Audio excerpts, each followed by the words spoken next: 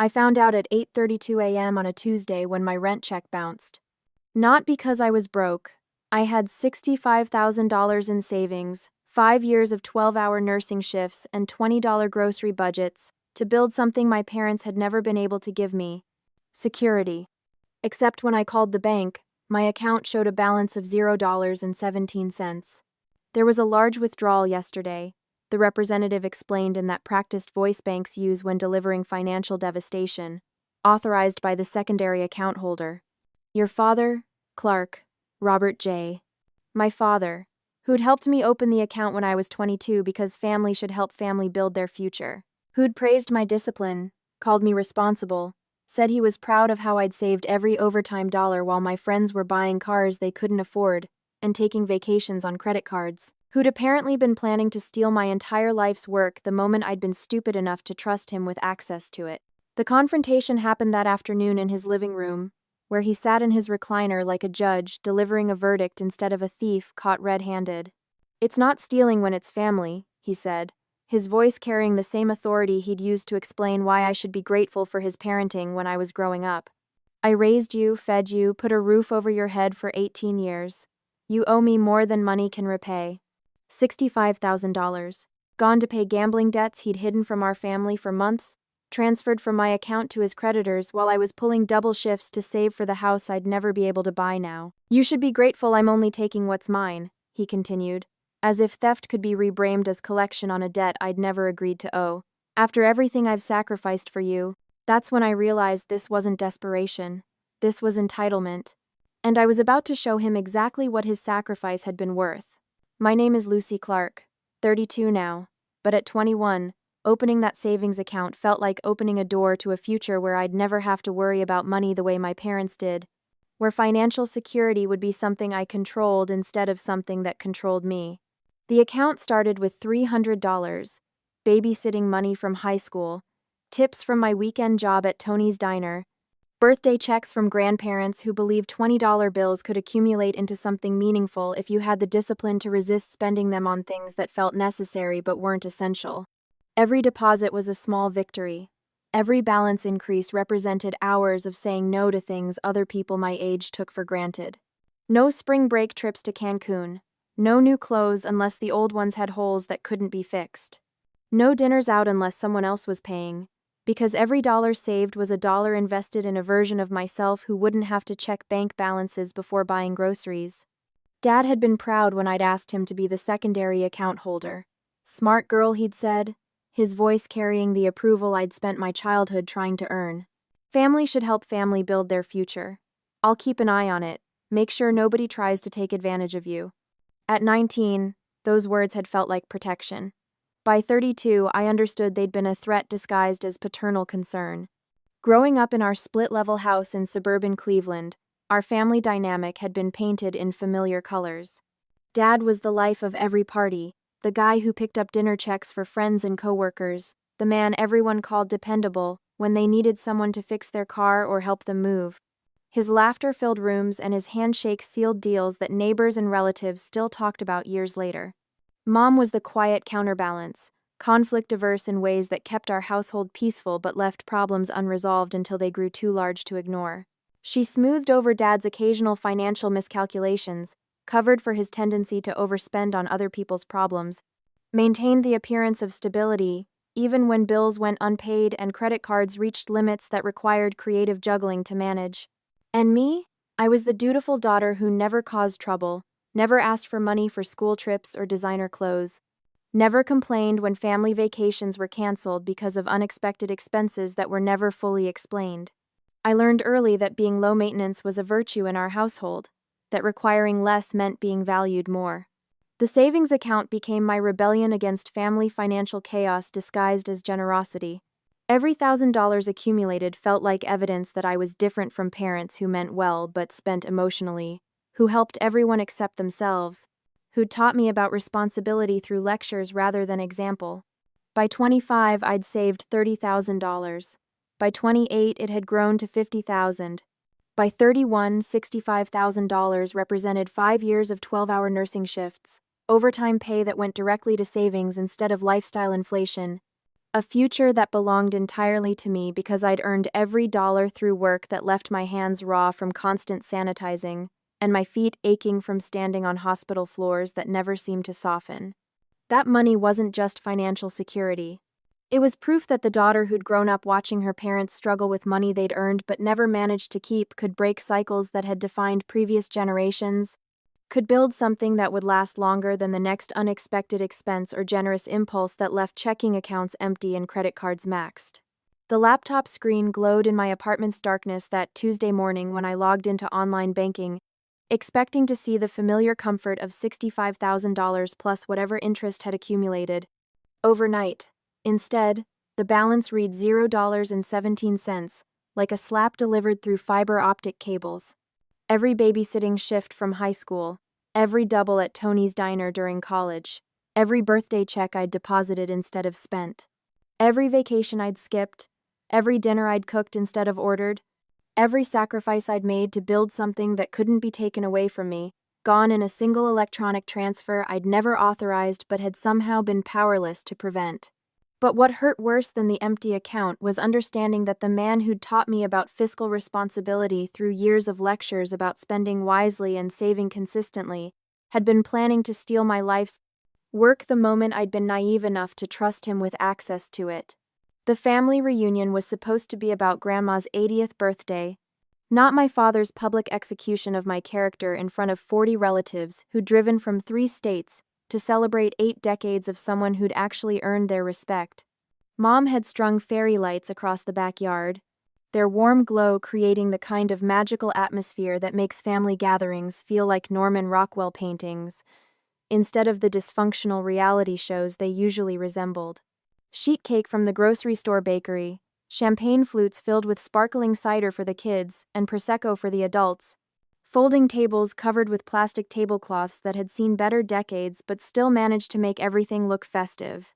3 weeks had passed since I'd discovered my empty savings account, 3 weeks of sleepless nights and confrontations that had gone nowhere because Dad had perfected the art of reframing theft as family obligation, stealing as sacrifice, betrayal as misunderstood generosity that ungrateful children couldn't appreciate.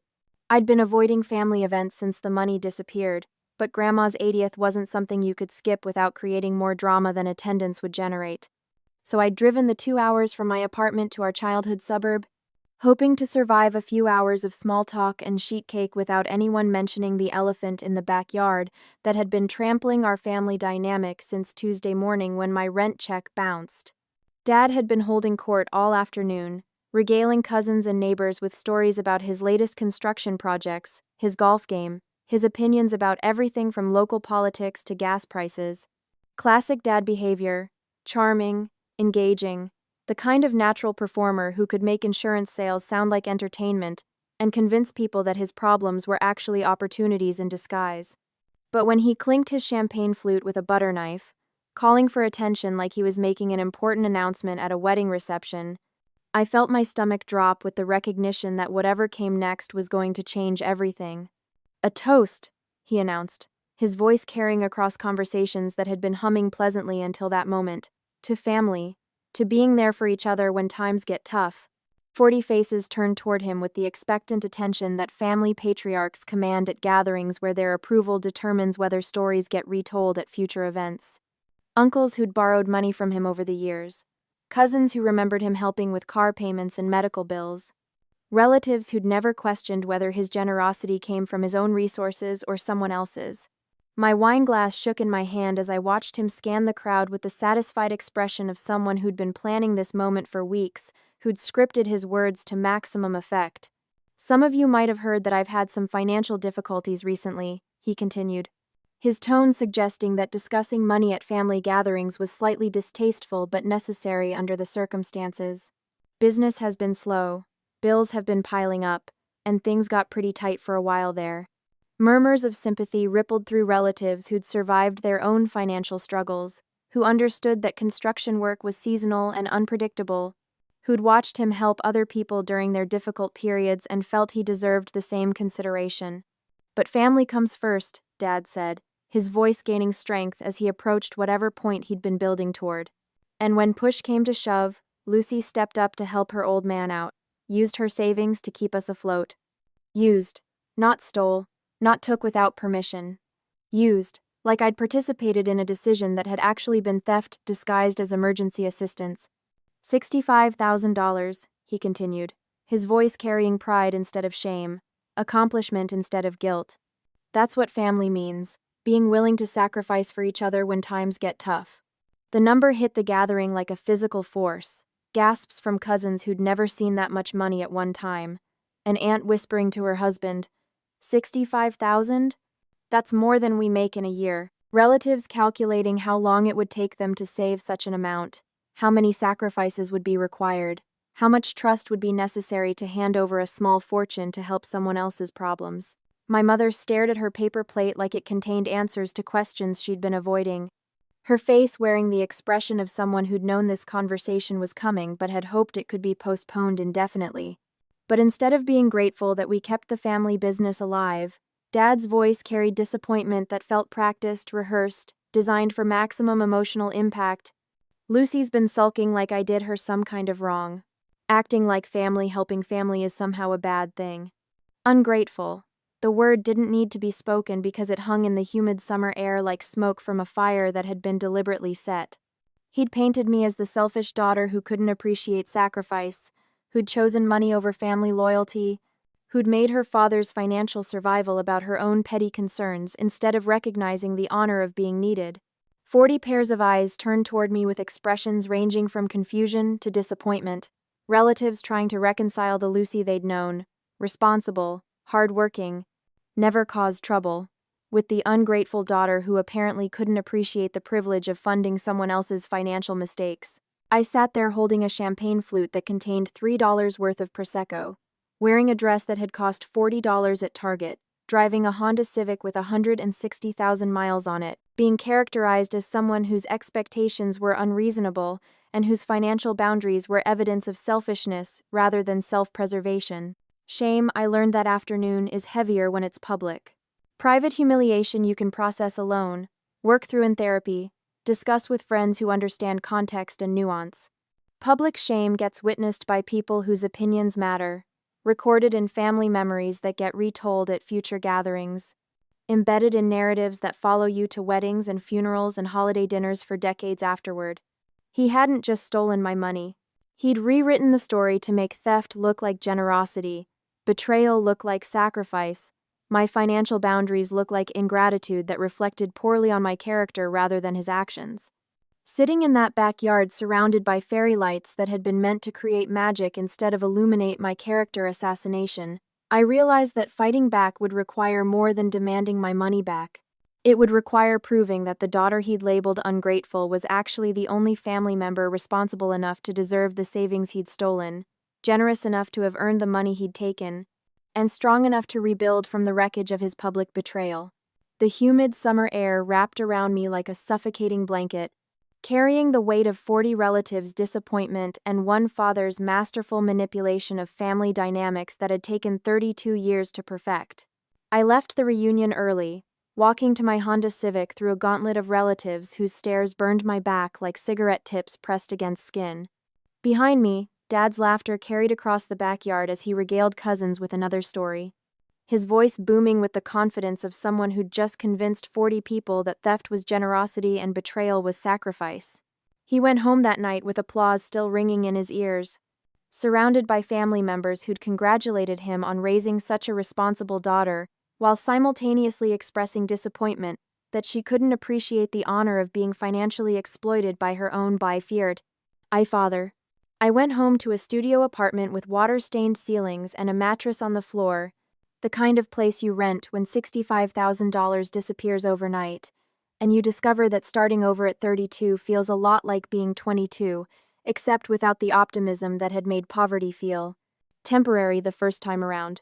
The walls were thin enough to hear neighbors arguing about money, kids crying past bedtime, televisions turned up too loud to mask conversations about bills that couldn't be paid, and dreams that had been deferred until further notice.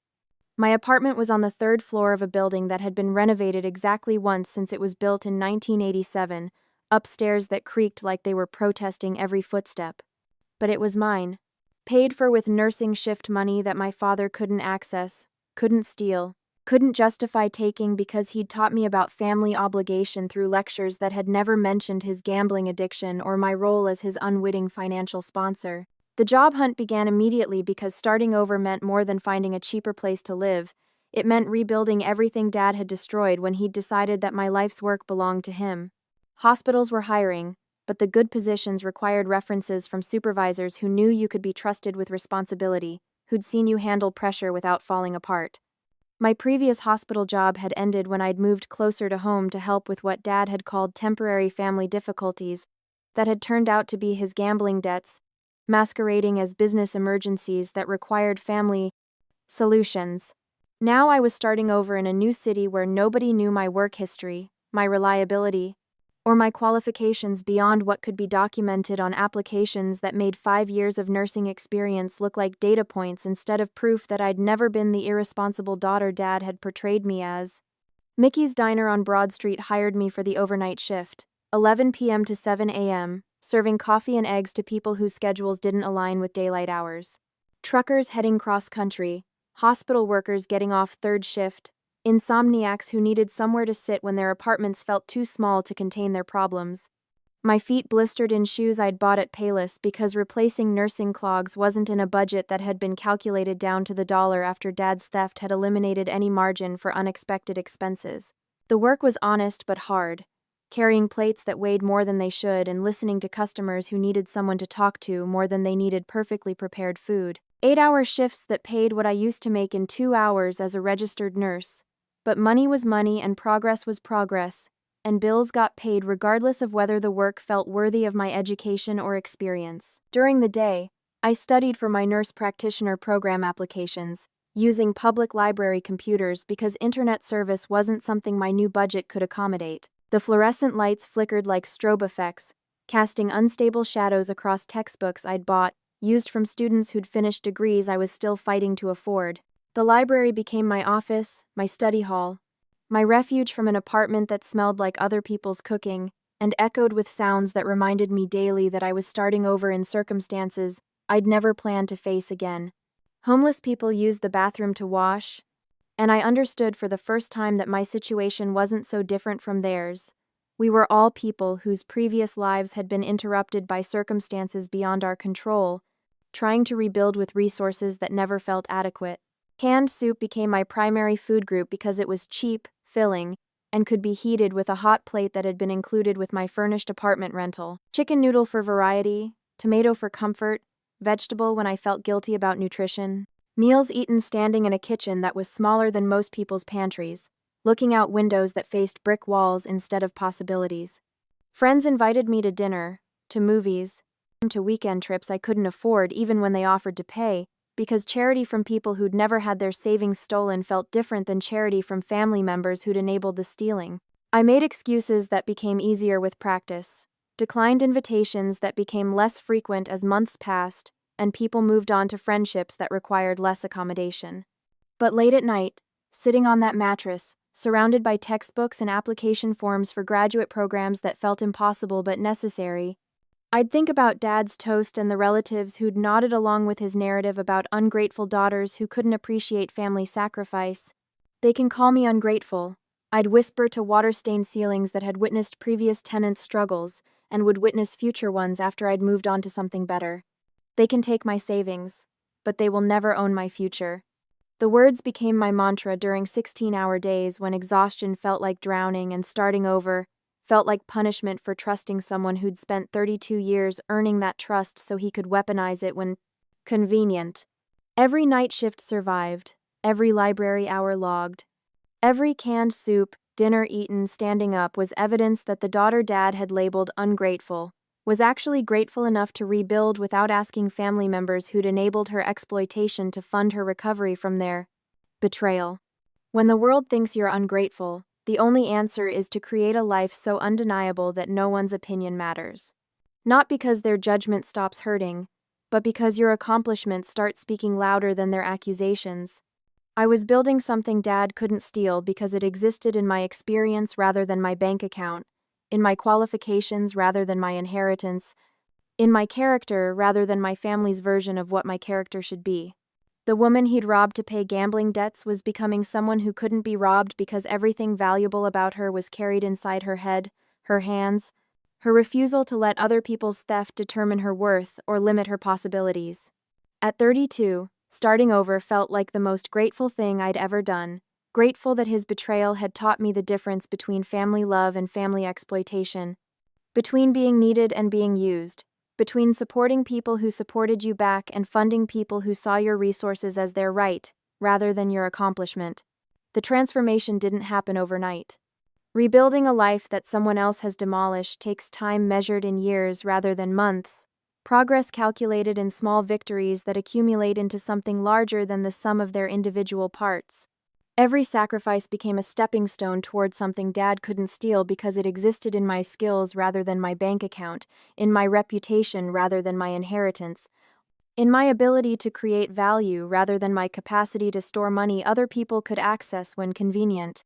By 26, I'd saved enough to move out of the studio apartment with water-stained ceilings into a one-bedroom place in a neighborhood where gunshots were infrequent enough to not require mental mapping of safe routes to the parking lot.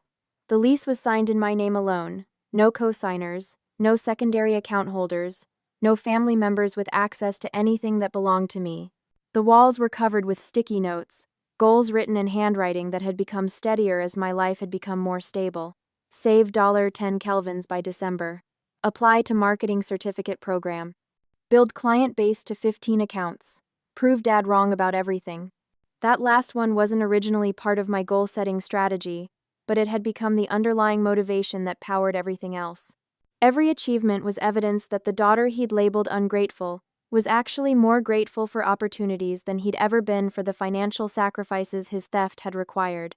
The marketing agency started at my kitchen table, a fold-out card table that had come with my furnished apartment, wobbly enough that typing required careful weight distribution to prevent laptop-induced earthquakes.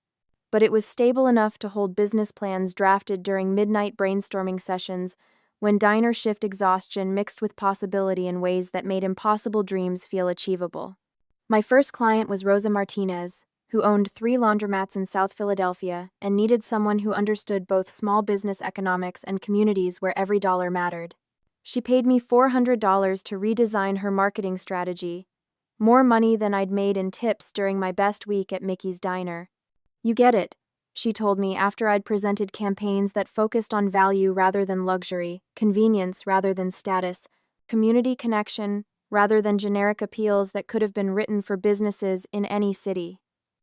"You understand what it's like to build something from nothing." Building something from nothing had become my specialty, not because I'd chosen it as a business model, but because Dad's theft had forced me to develop expertise in creating value from circumstances that other people would have considered starting points rather than advantages.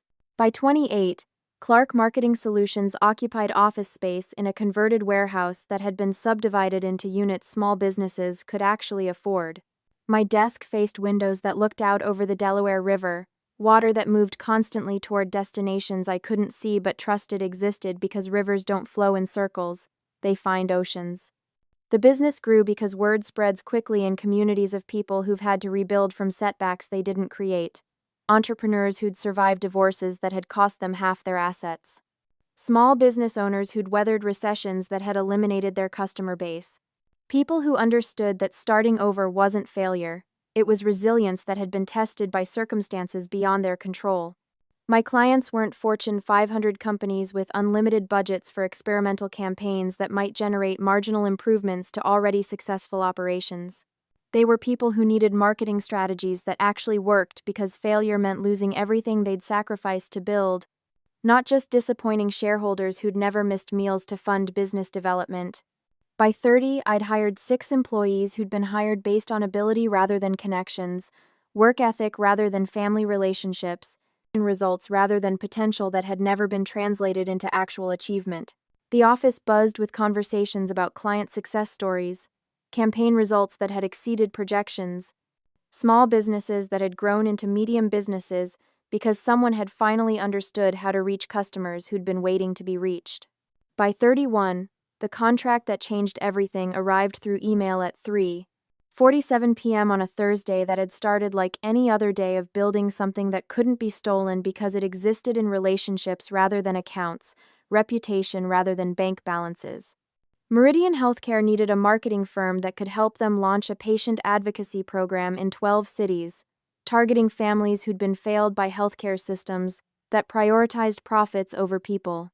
The contract was worth $250,000 over 18 months, more money than I'd lost when Dad had emptied my savings account, more than I'd made during all my years of nursing combined.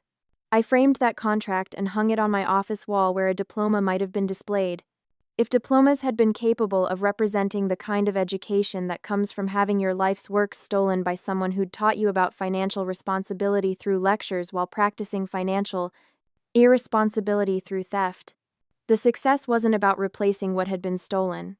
Money is replaceable. Trust, family relationships, and faith in people who raise you to believe that love is unconditional are more difficult to repair. But success was about proving that my worth couldn't be emptied by anyone else's choices, that the value I could create was limited only by my willingness to work, rather than other people's willingness to support me. Standing in that office, overlooking water that moved toward oceans I'd never seen, holding contracts worth more than Dad had stolen, employing people whose livelihoods depended on my ability to generate results rather than my ability to enable other people's financial mistakes, I realized something that would have been impossible to understand from that mattress on the floor where I'd whispered promises to water-stained ceilings. The insult ungrateful no longer stung. Not because I'd developed thicker skin or learned to ignore family members who'd chosen to believe theft was generosity, but because I'd learned to be grateful to myself. Grateful for resilience that had been tested by betrayal and proven stronger than the people who'd tested it. Grateful for skills that couldn't be stolen because they existed in my experience rather than my bank account. Every client success story was proof that the daughter who'd been labeled ungrateful was actually more grateful for opportunities than family members who'd taken opportunities for granted, more appreciative of trust than people who'd weaponized trust when convenient, more deserving of financial security than those who'd justified stealing it. Dad's theft had taught me the difference between being grateful for what other people give you and being grateful for what you're capable of building when they stop giving it. Between appreciating support and appreciating your own strength when support gets withdrawn. Between valuing family money and valuing the family you choose to build with people who see your worth instead of your resources. The woman he'd robbed to pay gambling debts had become someone who couldn't be robbed because everything valuable about her lived in relationships she'd earned, skills she'd developed, and character she'd proven through surviving his betrayal without becoming someone who betrayed others. At 31, sitting in an office I'd bought with money I'd earned through work that mattered to people who mattered to me, I understood that gratitude isn't about accepting what people choose to give you. It's about appreciating what you're strong enough to build when they choose to take it away. 5 years later, at Uncle Mike's retirement party, the family gathering felt smaller than I remembered. Fewer cousins, some had moved away, others had drifted into adult lives that made weekend drives for family obligations feel less mandatory. More gray hair around tables that still used the same plastic tablecloths from my childhood. Conversations that focused on grandchildren and health problems instead of career achievements and future plans. Dad looked different. Not just older, but worn down in ways that 5 years shouldn't have aged someone. The booming confidence that had characterized his toast about ungrateful daughters was gone, replaced by something that looked like exhaustion disguised as socializing. I was talking with my cousin Sarah when I felt his approach, that particular attention that comes when someone needs something from you but hasn't figured out how to ask for it yet.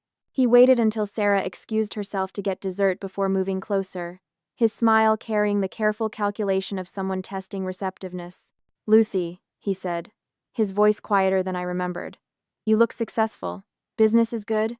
The question felt loaded, like information gathering rather than paternal interest. But I'd learned that responding to dysfunction with matching dysfunction only creates more problems, so I answered honestly. "Business is very good. We just landed our biggest contract last month." His eyes lit up with interest that felt calculating rather than proud. "That's great. Really great. I always knew you'd do well for yourself. Always knew." The man who'd called me ungrateful for objecting to theft was now rewriting history, suggesting he'd been confident in my potential all along. "Lucy, I was wondering if we could talk privately for a minute." We walked outside to the parking lot where harsh fluorescent lights made everything look like a crime scene. He glanced around nervously before speaking, like he was about to confess something instead of ask for something. "I'm in a tough spot," he said, the words sounding rehearsed. "Business has been slow, bills are piling up. I could really use some help getting back on my feet." Back on his feet. Like the gambling debts that had destroyed his business and cost him his house, were a temporary setback rather than ongoing addiction that had been damaging our family for years. "I know things got complicated between us after that situation with your savings," he continued, reframing theft as complications, betrayal as situations that time had somehow resolved. "But family is family, and I was hoping you might be able to help me out with a loan, just until things turn around." The same man who'd emptied my savings account was now asking to tap into the success I'd built from the wreckage of his theft. Requesting access to resources I'd accumulated by learning to trust only myself with anything that mattered. "How much?" I asked, not because I was considering it, but because I wanted to understand the scope of problems that had driven him to ask help from the daughter he'd publicly humiliated. "50,000 would really help," he said hopefully. "I know it's a lot, but your business is doing well, and I promise I'd pay you back once things stabilize." I reached into my purse and pulled out an envelope I'd been carrying. Knowing conversations like this were inevitable when families include people whose problems require ongoing financial solutions that other family members are expected to provide. "I want to show you something," I said, handing him the envelope.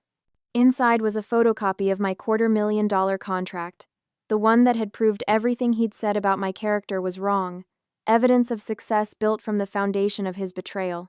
He unfolded the paper under parking lot lights, his face cycling through expressions as he processed numbers that represented more money than he'd ever imagined attached to my name. "This is what I built after you took everything," I said, my voice steady with 5 years of therapy and learning to value myself based on what I could create, rather than what family members thought I deserved.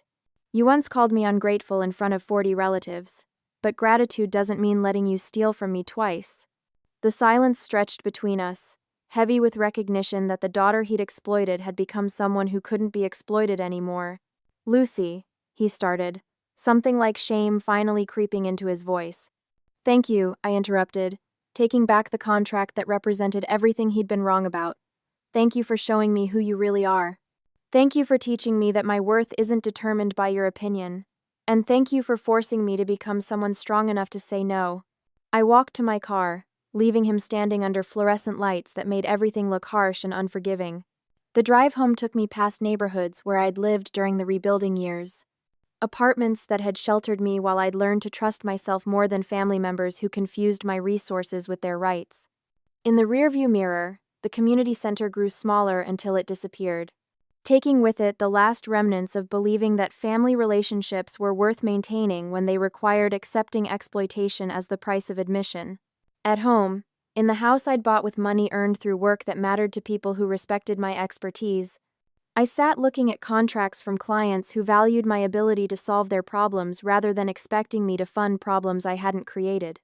The woman he'd robbed had become someone who couldn't be robbed again, not because of better bank security, but because she'd learned that the most valuable things in life can't be stolen by people whose love comes with conditions. He'd emptied my savings. He'd called me ungrateful. He'd justified theft as family obligation. But the life I'd built since then was proof that the only thing I'd never be again was his victim. Some lessons cost $65,000. Some families cost more than money can measure. Some gratitude means being grateful. You're strong enough to walk away from people who mistake your love for their license to take whatever they want. Standing in my kitchen, surrounded by evidence of a life built without his help or approval, I understood that real gratitude isn't about accepting what people choose to give you. It's about appreciating what you're capable of building when you finally stop letting them take it away. If Lucy's story hit you where it hurts, if you've ever been called ungrateful for having boundaries with family members who exploit your generosity, if you've ever had to rebuild after someone you trusted took what you worked for, you know why this story matters. This isn't just about stolen money or family dysfunction. It's about recognizing that gratitude doesn't mean accepting financial exploitation. It's about understanding that sometimes the people who call you ungrateful are the ones who feel entitled to what you've earned through your own sacrifice. Hit that like button if you've ever had to choose between family peace and financial boundaries. Subscribe and turn on notifications, because next week, we're sharing another story about someone who learned that protecting yourself from toxic family isn't selfish, it's necessary. Share this with someone who needs to remember that being called ungrateful by people who exploit your generosity doesn't make you ungrateful, it makes them entitled. Comment below and tell me about a time when you had to set financial boundaries with family members who confused your resources with their rights. Remember, you don't owe anyone access to your success just because they share your DNA. You don't have to fund other people's problems to prove you love them. And you definitely don't need to accept being called ungrateful by people whose definition of gratitude requires your continued exploitation. Lucy's father called her ungrateful for objecting to theft. But real gratitude means appreciating what you build when you finally stop letting others take it away.